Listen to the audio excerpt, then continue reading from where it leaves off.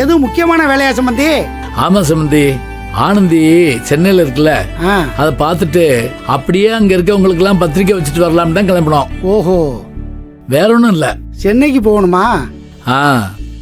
அப்போ ஒன்றும் பண்ணுங்க, இவ தம்பி திருச்சியில தான் இருக்காரு, அங்கதான் உங்களை கூட்டிக்கிட்டு போலான்னு இருந்தோம். வந்து பார்த்துட்டு அப்படியே கிளம்புங்க. நல்ல காரியமா தானே கூப்பிடுறீங்க, கட்டாயம் போயிடுவோம். சரி சரி, அப்போ புறப்படலாமா? நேரம் ஆயிடுச்சே. சம்பந்தியம்மா போலாம்ல? போலாம் சம்பந்தி. மருமகளே பார்த்து சூதானமா இருந்துக்க. சரிங்க அத்தை. சரிப்பா, பார்த்து பத்திரமா இரு. சரிங்க சம்பந்தியா, பண்ண கிளம்புவோமா? போலாம். சரி பாத்துக்கோ. சரி, சூதானமா நான் பாத்துக்கிறேன், நீ போயிட்டு வா. வரம்மா.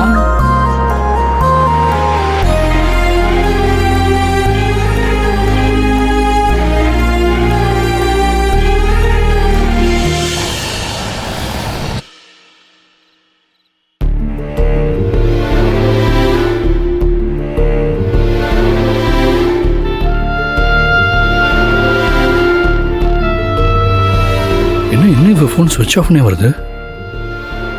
ஹாஸ்டலுக்காவது போனாலா இல்லையா?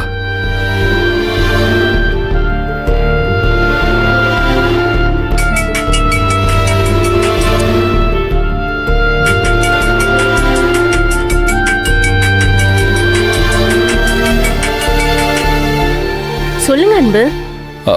ரஜனா, ஆனந்தி அங்க இருக்காளா? இங்கதான் இருக்கா. அப்பாடா, ஹாஸ்டலுக்கு வந்துட்டாளா? எப்போ வந்தா? வந்துட்டாளாவா? அவ எங்க போனா? மதியானத்துல இருந்து இங்கதான் இருக்கா. நீங்க தானே ஹாஸ்பிடல் கூட்டிட்டு போயிட்டு வந்தீங்க? நான் தான் ஹாஸ்பிடல் கூட்டிட்டு போனேன். ஆனா எதிர்பாராத விதமா அங்கிருந்து நான் கிளம்ப வேண்டியதாயிடுச்சு. உடனே கொஞ்ச நேரத்துல திரும்பி வந்து பாக்குறேன், ஆனந்தி அங்க ஹாஸ்பிட்டல்லே இல்ல, கிளம்பிட்டான்னு சொன்னாங்க. நான் அப்போல இருந்து ஃபோன் பண்ணிக்கிட்டே இருக்கேன், ஸ்விட்ச் ஆஃப்னு மட்டும்தான் வருது. பக்கத்துல இருந்தா கொஞ்சம் போனை கொடுங்களேன், நான் அவகிட்ட பேசணும். இதோ தர அன்பு. மத்தபடி வேற எதுவும் பிரச்சனை இல்லைல்ல? சச்சா, அதெல்லாம் ஒண்ணு இல்லைங்க. ஒரு நிமிஷம்.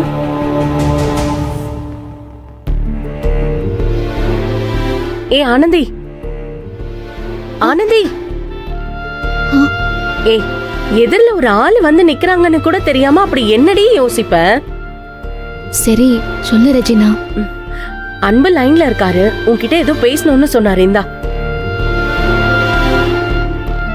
ஏய், என்ன யோசிக்கிற? பேசு.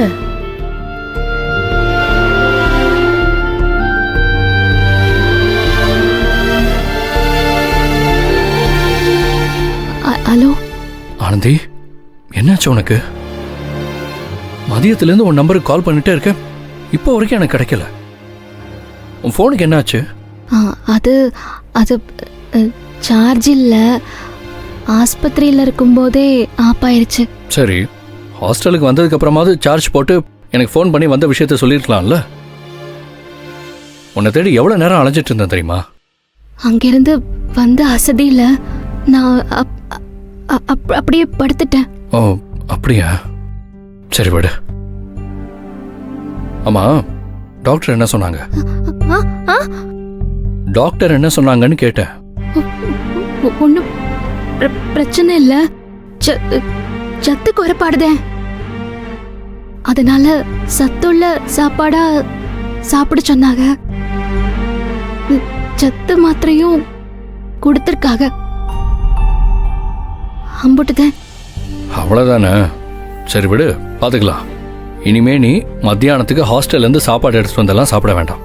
நாளையில இருந்து நான் எங்க அம்மாட்ட சொல்லி உனக்கு நல்ல சத்தான சாப்பாடா சமைச்சு நானே கம்பெனிக்கு எடுத்துட்டு வரேன். நாளையில இருந்து நீ அதையே சாப்பிடு.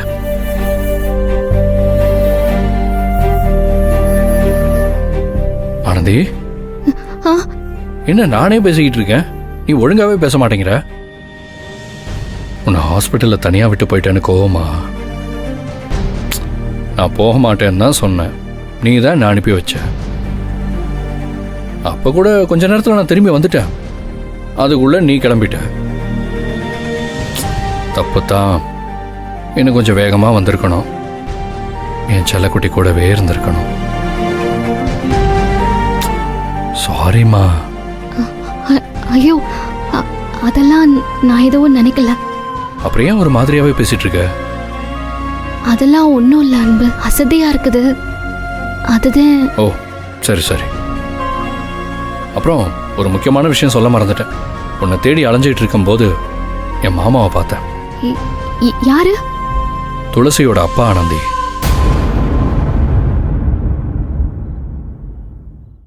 எங்க வீட்டுக்கு வரணும்னு சொன்னாரு, கூட்டிட்டு வந்தேன். அம்மா கிட்ட ரொம்ப நேரம் எல்லாத்தையும் மறந்துட சொல்லி பேசிட்டு இருந்தாரு. அம்மாவும் ஆனந்தி மாதிரி ஒரு பொண்ணு என் வீட்டுக்கு மருமகளா கிடைக்க கொடுத்து வச்சிருக்கணும்னு சொன்னாங்க. அப்படி என்னதான் பண்ணி எங்க அம்மாவை நீ மயக்கி வச்சிருக்க? நான் மட்டும்தான் உங்ககிட்ட மயங்கி போயிருக்கேன்னு பார்த்தா என் மொத்த குடும்பத்தையும் மயக்கி வச்சிருக்கியே. பெரிய மாயக்காரி தான் நீ.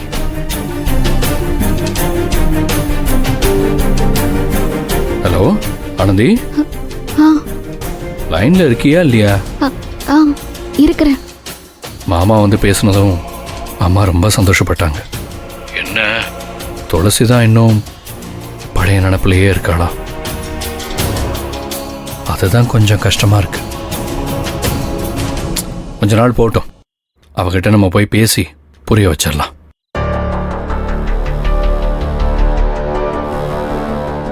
ஆனந்தி, ஏன் ஒரு மாதிரி அமைதியாவே இருக்க? அது மாத்திரை போட்டேன்ல, கொஞ்சம் தூக்கமா வருது. அதுதான். ஓ அப்படியா? சரி சரி, அப்ப நீ போய் தூங்கு. இப்பாரு, இனிமே நீ சைக்கிள்லாம் கம்பெனிக்கு வர வேண்டாம். நானே உன்னை பிக்கப் பண்ணி ட்ராப் பண்றேன்.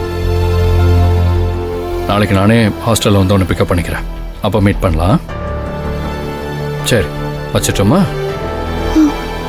போய் தூங்கு.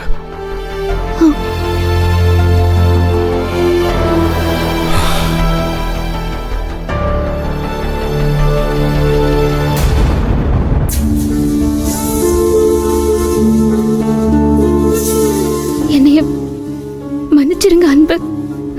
எனக்கு இருக்கிற குழப்பத்தை உங்ககிட்ட சொல்லி உங்களையும் நான் குழப்ப விரும்பல.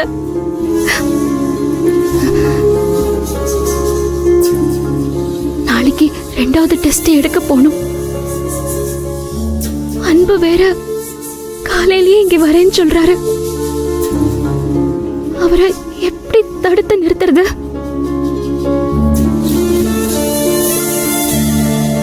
அன்புவை தடுக்க முடியாது. அவரை நேர்ல பார்த்தா நான் எதையாவது உளறி அவரையும் குழப்பிடுவேன். அவரை வரத்துக்கு முன்னாடி நாம இங்கிருந்து சீக்கிரமா கிளம்பிட வேண்டியது.